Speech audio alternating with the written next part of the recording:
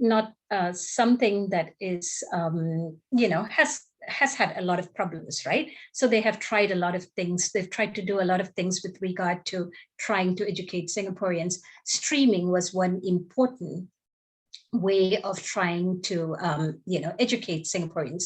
Streaming, meaning we streamed people according to their academic ability. So SEP schools was, you can actually say that SEP schools were one form of streaming, right? But it was an unfair kind of streaming in the sense that because these people were, supposedly doing so well, a lot of the resources went, to educate them. Of course, you could say it's the ones who are not doing so well who deserve more attention, right? Rather than the ones who are doing well.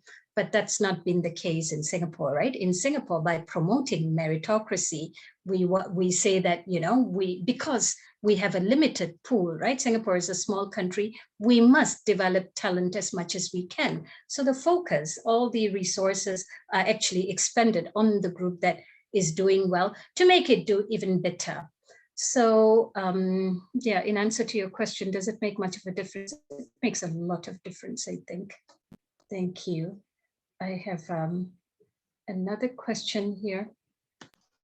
Let me expand this so that I can read the question better. Okay. Dr. Dorairajoo, would it be easier if people read their questions? I'm just noticing there are some quite extensive questions written in the chat that may be a lot to read. Okay. Because the questions are quite long, I would like to read them, but now that I've expanded the chat box, let me look at the next question from Neha Verma. It says, how has Chinese privilege made it harder to solve problems? Isn't it better that minorities are represented in GRC?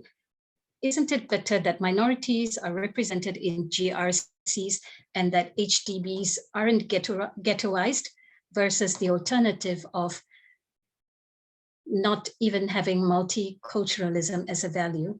What is the issue with the so-called benevolent privilege? It is always hard to counter these practical policy outcomes that are commonly cited as good or better than other countries. Yeah. So how has Chinese privilege made it harder to solve problems? I think Chinese privilege has not made it harder to solve problems, but the failure to recognize Chinese privilege is what has made it harder to solve problems, right? And if you look at the discourse, that has centered around Chinese privilege recently, especially in the last few months, you see that, the consistent denial of Chinese privilege has actually pushed back any kind of discourse on the issue, right? Once again, I emphasize Chinese privilege is not just, about creating disadvantages for minorities, but it also creates oppression for the Chinese majority, right? So it's something that we have to recognize. If we don't recognize it, of course, it's going to be harder to solve problems. Isn't it better that minorities are represented in GRCs and that HDBs aren't ghettoized? Okay. The issue about GRCs was that it was formed to promote, again, we constantly and consistently go back to the founding charters, multiracialism in this case, to kind of say that that is why we need GRCs, right? But this is, if you look at, to go beyond that, again, multiracialism is used to justify the presence of GRCs. Again, you have to understand that why GRCs was created was the fact that the government argued that if we do not have, have GRCs where there is essential minority representation, then minorities are not going to be represented in parliament, meaning the government has, what it has said is that the Chinese are essentially racist, right? Chinese people are essentially racist because they are going to vote along racial lines. So if you do not, if you put a minority candidate and a Chinese candidate Chinese voters will definitely vote along racial lines. So the government, has created this kind of idea that Chinese are going to be essentially racist. Because Chinese are going to be essentially racist, we must ensure that in such a racist kind of landscape, minorities are represented, and the GRC is the way to go. Now, as I already said, firstly, when you've already predicated the system on assumed racism of the Chinese, and that is why we need to ensure minority representation in parliament. Using that kind of argument, you're not going to move any further, right? The minorities will always be minoritized in Singapore, right? Why? Because the government essentially argues that that Chinese are going to vote along racial lines. And in fact, many authors have, many scholars have talked about how the GRC came in place, right? So they argued that when the GRC was instituted in 1989, it was instituted after they noticed that there were some constituencies in Singapore where minorities were voting against the ruling party, and they were voting for candidates in the opposition party who were of the same ethnic group as theirs.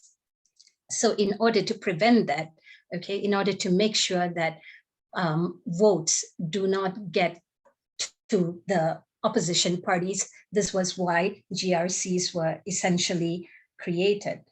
So I think instead of looking at GRCs, the kind of arguments that the government makes, right, for the creation of GRCs, we have to look even deeper, right? Again, I want to stress the concept of invisibility, right? By promoting multiracialism as the reason for creating GRC, once again, the government makes invisible, some of the other reasons that could actually have been prevalent for the creation of GRCs. Same thing. HDBs, we want to make sure that HDBs aren't ghettoized, right?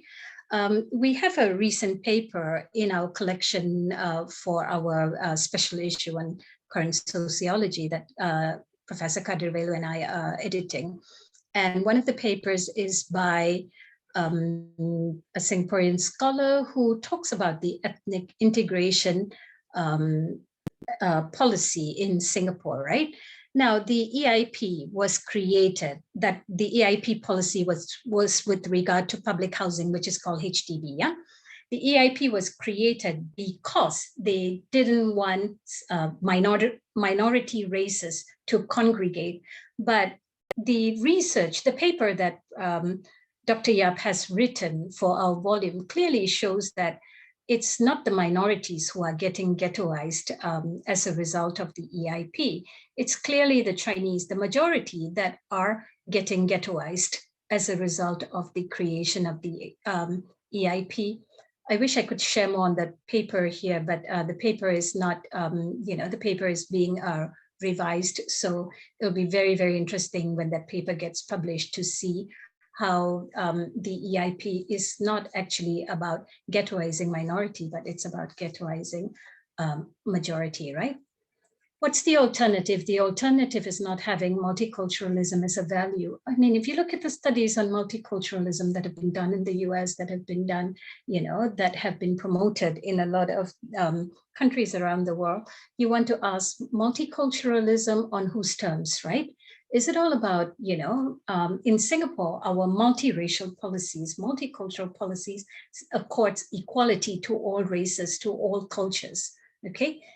When you make that kind of statement, how equal is this equality that is being promoted by the state, right? What do we mean by equality here?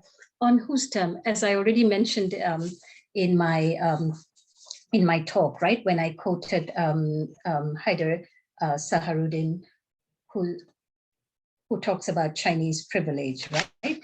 So in Singapore, why do we have Chinese privilege? Because the Chinese become the standard against whom everybody else is measured, right? Chinese privilege, referring to exclusive racial privilege advantages that position the Chinese as Singapore's cultural, economic, political, and social core. So if that's the case, how do you think multiculturalism is a good value? We all want to have multiculturalism, but let's have proper multiculturalism instead of accepting the current the current conception of multiculturalism by the state here. Yeah. Okay. This is a question from Kakin. Hi, Kakin. So good to see you here.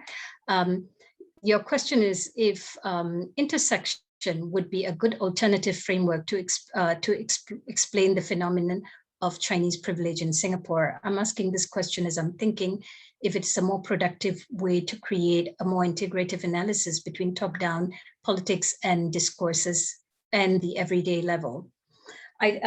Kakin, you've hit the nail on the head.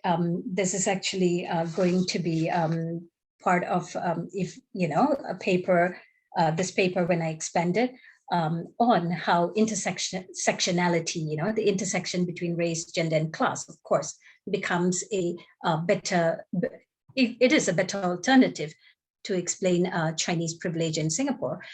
At the present moment, gender, class is being used, instead of being used in an intersectional way, it's being used as a way to challenge even the existence of Chinese privilege here.